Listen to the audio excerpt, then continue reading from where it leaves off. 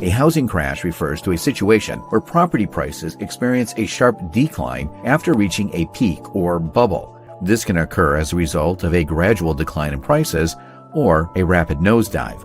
Housing bubbles typically arise when excessive lending leads to homeowners taking on larger mortgages than they can afford, often due to predatory lending practices or a change in their economic circumstances. When property prices collapse, this can force homeowners to sell, which in turn increases the supply of houses on the market.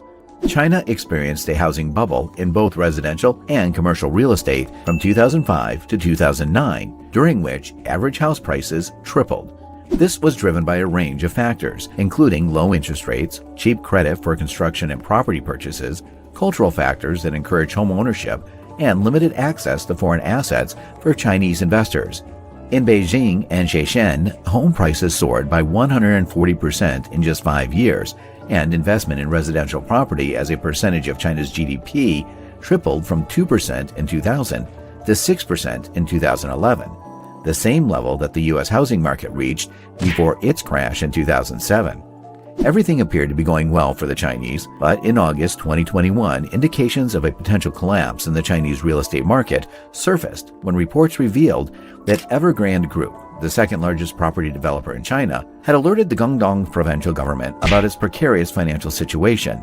The company, burdened with over $300 billion in debt, defaulted on payments and has since been forced to undergo a restructuring process.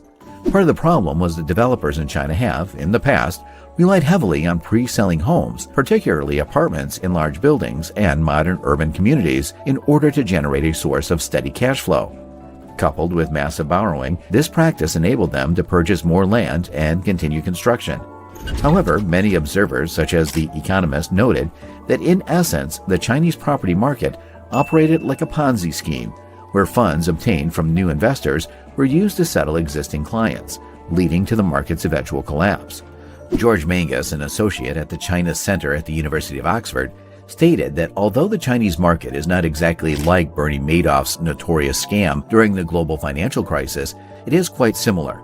Developers obtain massive amounts of funds from customers to finance upcoming construction projects, and this cycle persists until it grows to its present size. Mangus explained that it is not a classic Ponzi scheme in the asset management sense, but they use clients' funds to support the next project, making it the typical definition of a Ponzi scheme. Subsequently, China's president made the decision to clamp down on this reckless lending, which in turn deprived developers of their financing. When the housing market collapsed, it was revealed that developers had utilized the funds they'd already received for incomplete homes to purchase additional land or projects, leaving them unable to complete the homes they'd already sold. The Chinese government also faced allegations of intentionally triggering a housing market collapse due to fears that numerous middle-class households could no longer afford homes in several cities. And now, China's real estate market is currently undergoing an unprecedented downturn, with investment in real estate development falling dramatically.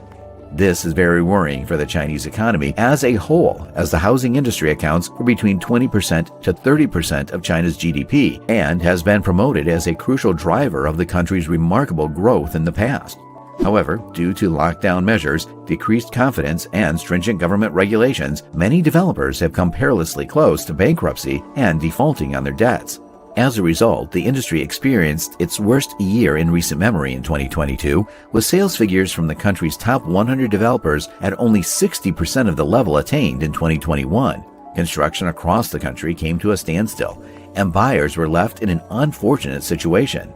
Many Chinese residents had made agreements with developers to exchange their land for new high-rise homes, but for some, almost 8 years on, they are still waiting for their new homes, having moved out of their old properties long ago. Numerous villagers in China made agreements with a developer to exchange their land for new homes in towering high-rise buildings that would replace their farms. The developer promised the construction would take 3 years, but after 8 years, the villagers are still waiting, with nowhere permanent to live. The city of Zhengzhou is a stark example of the crisis, with evidence of unfinished developments visible throughout the city, resembling a ghost town.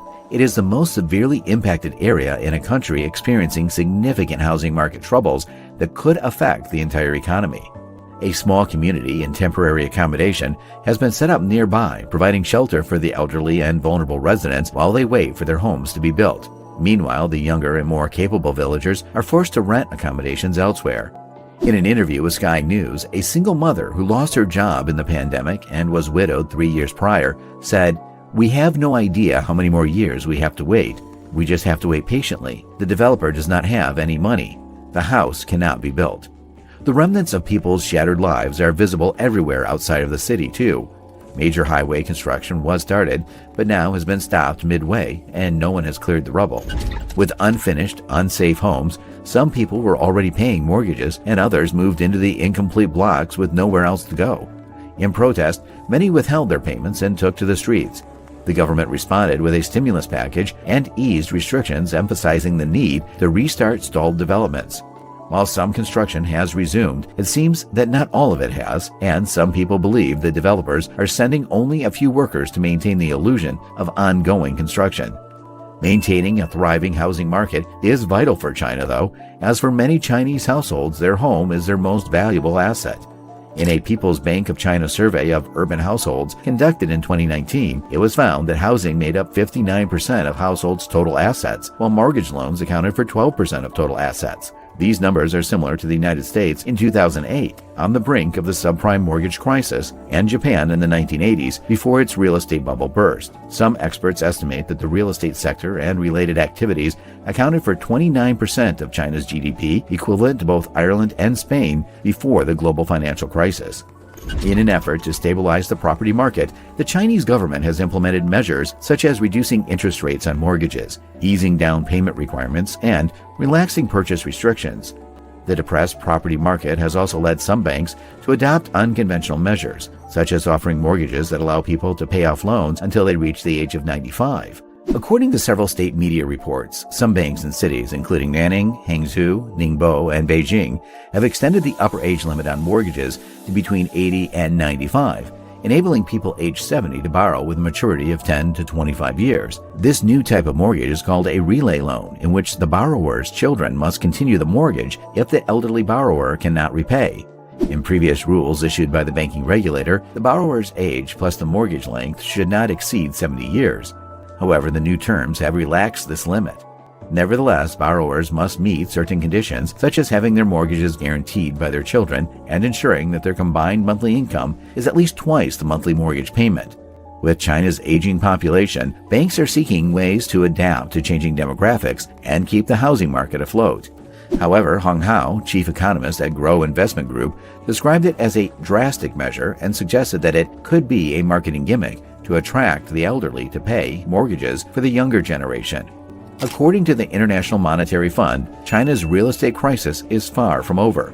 Thomas Helbling, deputy director in the IMF's Asia-Pacific department, stated in a briefing that while recent policy measures from authorities are appreciated, additional action will be necessary to resolve the real estate crisis. This is despite a statement from Chinese officials stating that China's property market is generally operating smoothly and is not in a state of crisis. Shares of property developers such as Country Garden, Long4, and RNF Properties have nearly doubled back in the end of last year, showing signs of recovery.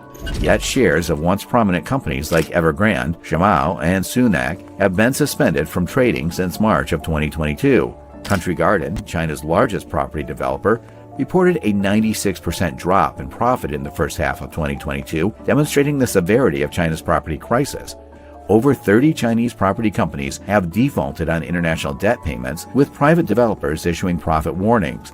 Reviving the economy post-lockdown is a critical challenge for China's ruling Communist Party, and as President Xi Jinping embarks on his third term as leader, it's one of the most crucial tasks at hand.